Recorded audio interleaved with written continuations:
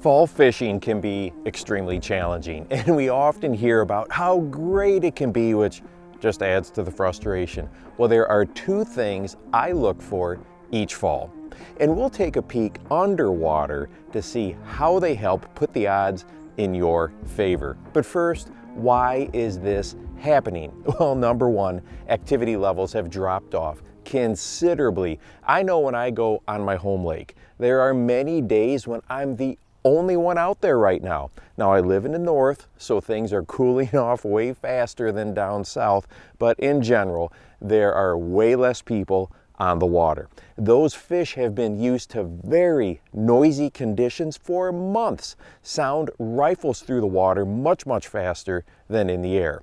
And suddenly, things are quiet.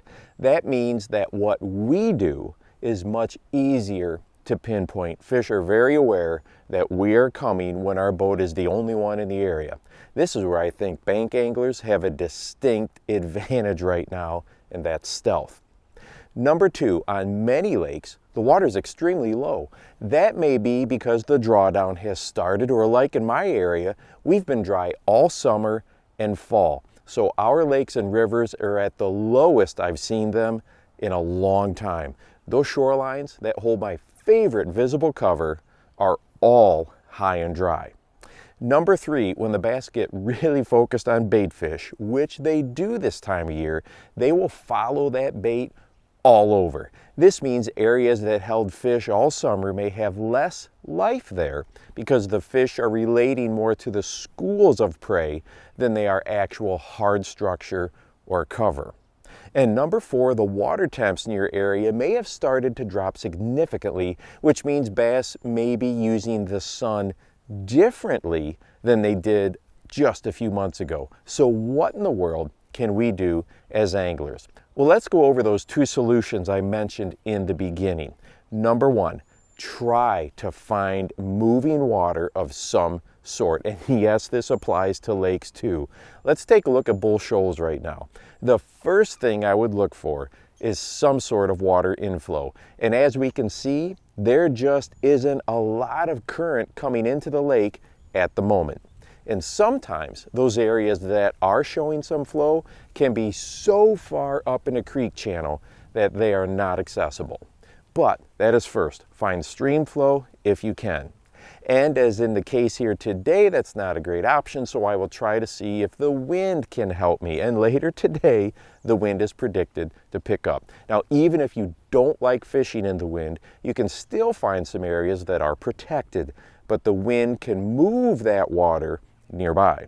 That moving water is important all year, but right now when things can be so still, moving water can draw in piles of prey species, and that is always going to help you locate bass right now in the fall.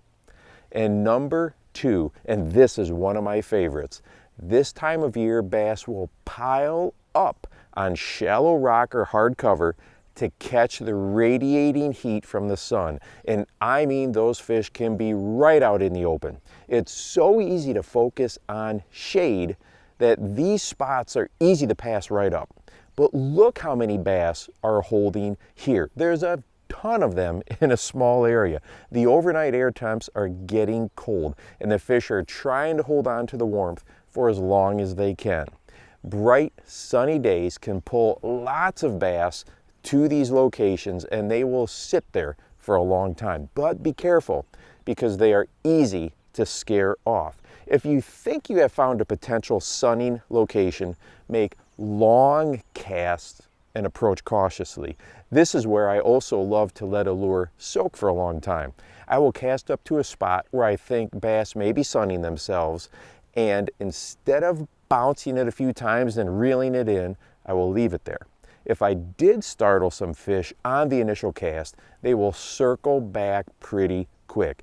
Leaving that lure there longer can take advantage of this. Thank you to the Deep Dive app for sponsoring this video. You can find out more information about them on the Google Play Store, the Apple Store, or you can follow the link down below. And hey, if you'd like to watch a video for what I think is one of the best spinnerbait tips that I know, and they're perfect, it's perfect for these tougher conditions, go ahead and check this one out right here.